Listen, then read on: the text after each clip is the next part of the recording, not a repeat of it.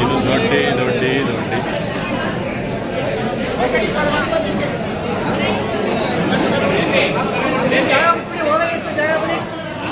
ಆಯ್ತು, ಹೋಗಿ ಹೋಗಿ ನೀವು ಹೋಗಿ.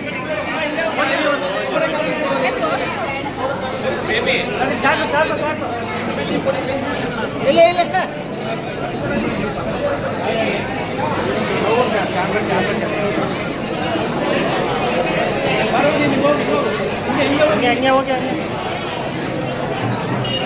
ಆಯ್ತು, ಓಕೆ ಓಕೆ, ರೈಟ್ ರೈಟ್. ಇಲ್ಲ ಸರಿ, ಅವ್ರು ಹೋಯ್ತಾರೆ, ಅವ್ರಿಗೆ ಇಸ್ಕೊಂಡು ಸುಮ್ಮನೆ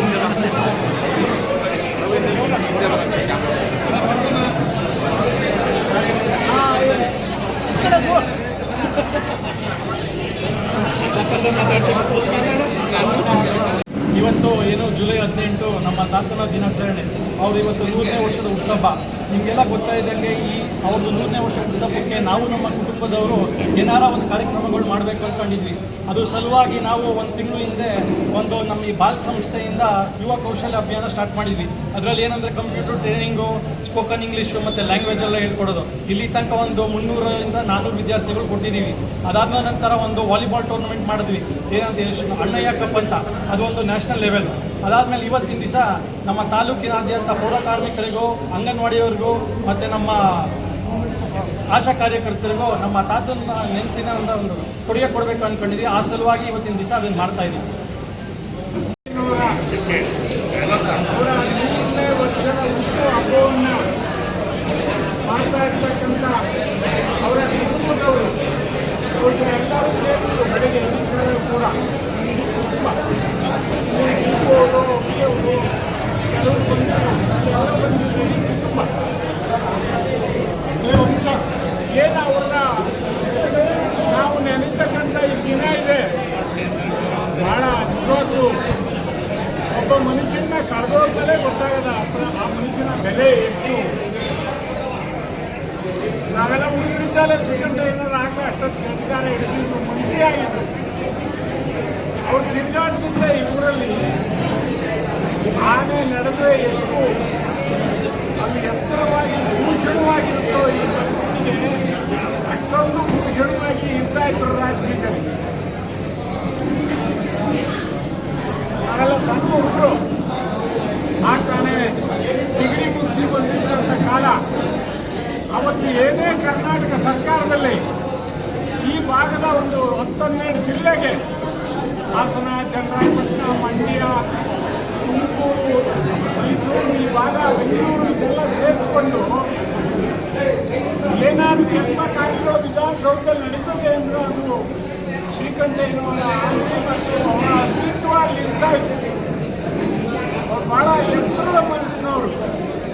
ನಮಗೆಲ್ಲ ಗೊತ್ತಿಲ್ಲ, ನಾವು ಬೇರೆ ಬೇರೆ ನಿಂತ್ಕೊಂಡು ಒಯ್ಯುವಂಥ ಕೆಲಸ ಮಾಡುವಾಗ ಅವರ ಅಸ್ತಿತ್ವ, ಅವರ ಶಕ್ತಿ ಇವತ್ತಿಗೂ ಕೂಡ ಇದೆ. ಶ್ರೀಕಂಠಯ್ಯನವರು ಹೋಗಿದ್ರು ಕೂಡ ಆ ವಿಧಾನಸೌಧದಲ್ಲಿ ಯಾವುದೇ ಒಬ್ಬ ಮಂತ್ರಿ ಎದುರಿಗೆ, ಯಾವ ಜಿಲ್ಲೆ ಮಂತ್ರಿ ಆಗಿರಲಿ, ಶಾಸಕರಾಗಿರಲಿ, ಅಧಿಕಾರಿಗಳಿಗಾಗಲಿ ಹೋಗಿದ್ರೆ ಅದು ಶ್ರೀಕಂಠಯ್ಯನವರ ಹೆಸರು ಹೇಳಿದ್ರೆ ಆ ಕೆಲಸ ಆಗುತ್ತೆ. ಅವತ್ತು ಅವರು ಪಾಪ ಭಾಳ ದೊಡ್ಡ ಹೃದಯಗಳು. ಈ ಭಾಳ ಈಗ ಕೆಲವ್ರಿಗೆ ಏನು ಅಂದರೆ ಒಬ್ಬರನ್ನ ದ್ವೇಷಿಸೋದು, ಒಬ್ಬರ ರಾಜಕೀಯ ಆಗಿದೆ. ಆ ಪಾರ್ಟಿಯವರು ಈ ಪಾರ್ಟಿಯವ್ರು ಬೈಯೋದು, ಈ ಪಾರ್ಟಿಯವರು ಆ ಪಾರ್ಟಿಯವ್ರು ಬೈಯೋದು. ಶ್ರೀಕಂಠಯ್ಯನವ್ರಿಗೆ ಅದು ಗೊತ್ತಿರಲಿಲ್ಲ. ಯಾರ ಬರಲಿ, ಯಾರನ್ನಾರ ಕರ್ಕೊಂಬರಲಿ, ಅವ್ರ ವಿರುದ್ಧವಾಗಿ ಓಟ್ ಹಾಕಿದವ್ರನ್ನ ಕರ್ಕೊಂಬಂದಿರಲಿ, ಅವ್ರದ್ದೇ ಆದಂಥ ಗ್ರಾಮೀಣ ಭಾಷೆಯಲ್ಲಿ ನಾಳೆ ಫೋನ್ ಅಂತೇಳಿ ಫೋನ್ ತಗೊಂಡು ಹೇಳಿ, ಇವು ನಮ್ಮ ಹುಡುಗ ಇವು ಭಾಳ ಕಟ್ಟದವ್ರು, ಈ ಕೆಲಸನ ಮಾಡಿ ಕಳಿಸ್ಬೇಕು ಅಂತಕ್ಕಂಥ ಆಜ್ಞೆ ಮಾಡ್ತಾಯಿದ್ರು ಸರ್ಕಾರದಲ್ಲಿ. ಕರ್ನಾಟಕ ಸರ್ಕಾರ ಪಕ್ಷಾತೀತವಾಗಿ ಇವತ್ತು ಅವ್ರು ಇಲ್ಲೇ ಇರ್ಬೋದು. ಇವತ್ತೂ ಕೂಡ ಅವರ ನೆನಪು, ಮೆಮೊರಿ ಈ ರಾಜ್ಯದಲ್ಲಿ, ವಿಧಾನಸೌಧದಲ್ಲಿ ದೆಹಲಿವರೆಗೆ ಇದೆ. ಇವತ್ತೇನು ಅವ್ರ ಕುಟುಂಬದವ್ರು ಇವತ್ತೊಂದು ದೊಡ್ಡ ಸಭೆನೇ ಮಾಡಬೇಕು, ಮುಖ್ಯಮಂತ್ರಿಗಳನ್ನ ಕರ್ಕೊಂಬಂದು ಹೇಳಿ ಕೂಡ ಸ್ನೇಹಿತರನ್ನ ಹೇಳಿದ್ರು. ರವಿ, ನಮ್ಮ ಟೀಮು